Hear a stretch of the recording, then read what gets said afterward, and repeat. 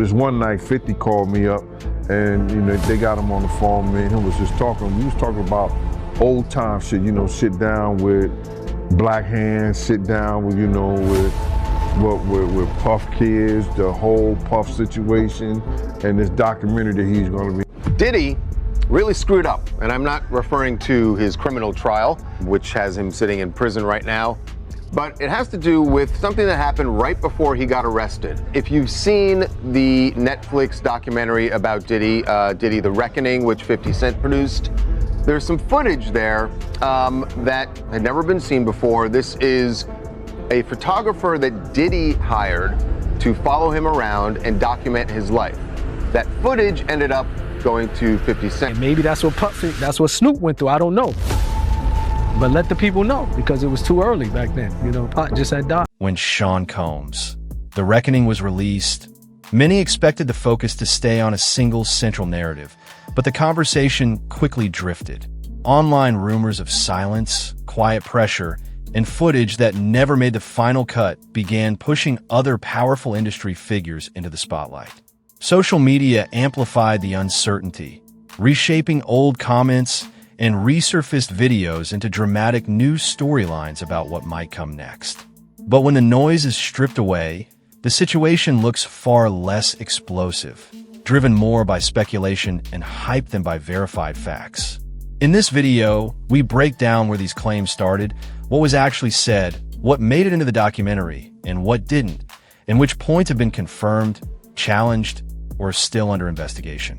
Check out this audio from Suge Knight. It's from his podcast with Dave Mays, and he's speaking on, Tupac and Snoop being cool, and how, after Tupac got killed, Snoop started hanging out with Diddy.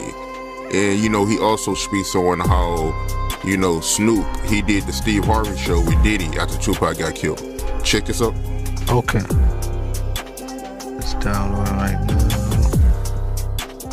Then you look at the scenario how everybody used Pac to make their stuff famous or make their project better. You got people who use their songs for Pac and tell them how much they love Pac, but they do songs for Puffy. You got Steve Harvey, old bitch ass. This motherfucker telling, well, Pac, according to everybody else, he brings Snoop and Puffy on there and say, these the dudes who running this in the East Coast, West Coast. What's up, Snoop? What's up, huh? Hey, whoa, wait a minute, fellas here, hold up.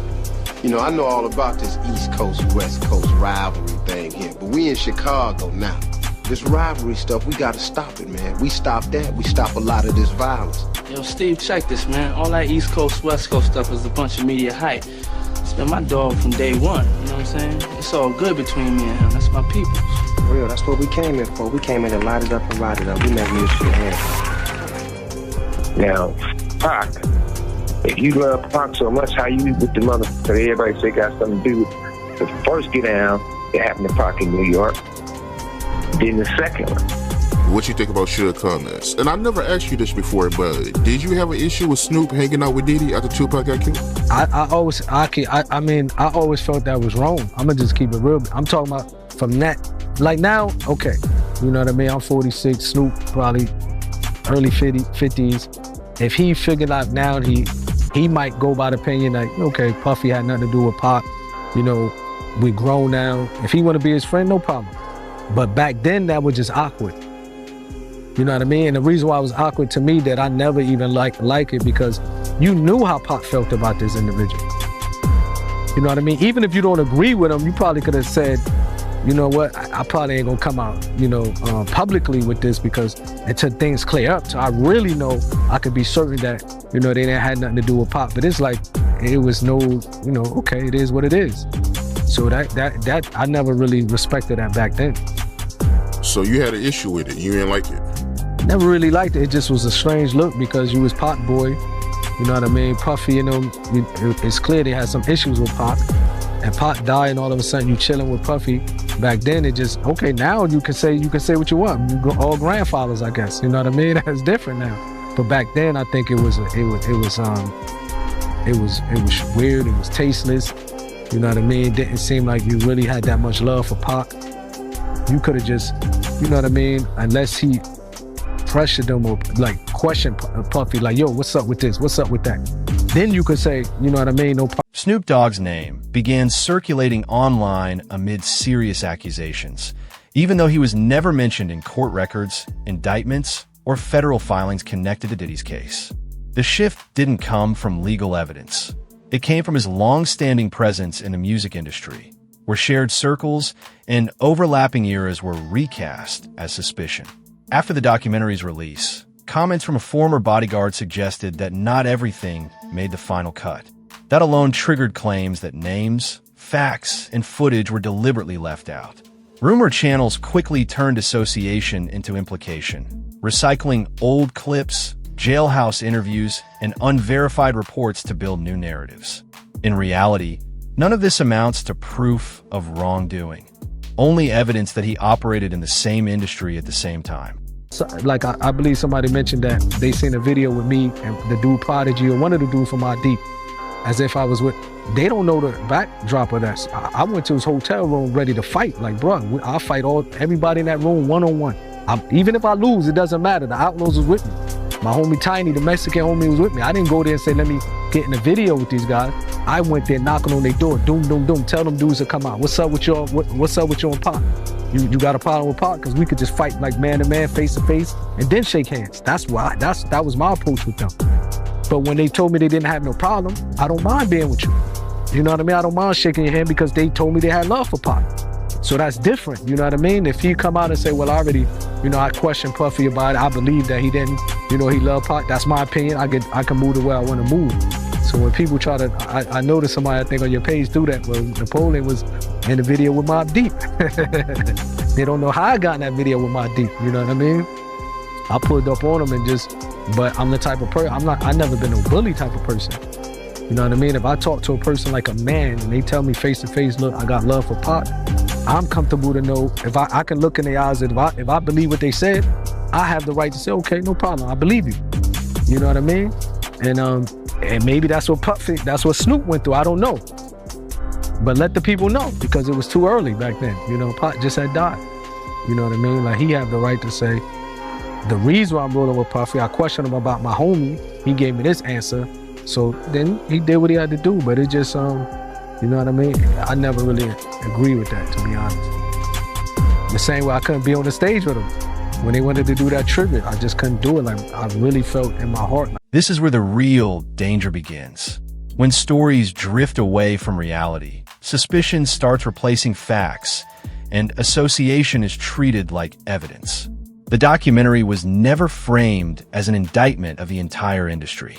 It was clearly focused on one individual, tracing his rise, the power structures around him, and the documented actions that led to a conviction and a 50-month sentence. The project stayed anchored in verified accounts, patterns supported by records, and material rooted in the legal system. It did not accuse unrelated figures without proof, nor did it present claims suggesting others had committed crimes. The creators have repeatedly stated that only legally substantiated, verifiable content was included, and allegations that information was deliberately withheld to protect anyone remain unproven. He was doing a documentary thinking he was going to come out triumphant. Yeah, I didn't know that's how this started, is he started filming himself and getting this footage because he thought he was going to beat everything. Okay, Diddy that makes sense. Okay. Has a relationship with Netflix. I knew that. With Ted Sarandis. I saw that. Yes. Okay. And he's filming it there, but of course, when you get, obviously it wasn't a clean sweep on the prosecutor's side, but you're still going to prison. Yeah. He basically kind of scraps it. It's not also Netflix is saying, because they commissioned it, right? Netflix is saying, all right, cool, just turn over what you got, and what we'll do, we'll make it what it is, because we're just following reality.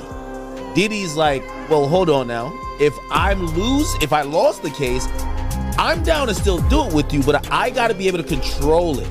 Now, Diddy was probably going to kind of shape this doc to make it look like, hey, this was malicious prosecution. They kind of went really hard at me. Mm-hmm. I'm not a perfect guy, but I am a good guy. Yeah. And Diddy was like, I need to be able to craft it. And Netflix was like, no, you're not. And he's like, well, my question is, did he sign the footage over to Netflix so they own it? Like, how were they able to do this without his? No, but he didn't pay for it. So essentially, they're calling it a payment error. So essentially, the deal falls apart, or he's like, we're not going to do this. So awkward. And the people who did the work that have all this footage, they're like, so wait, you told us to film because this is going to be on Netflix. Now you're saying Netflix doesn't exist, and we're not getting paid because Diddy was going to pay with Netflix money. And Netflix realized this, and they went to the filmers and said, hey,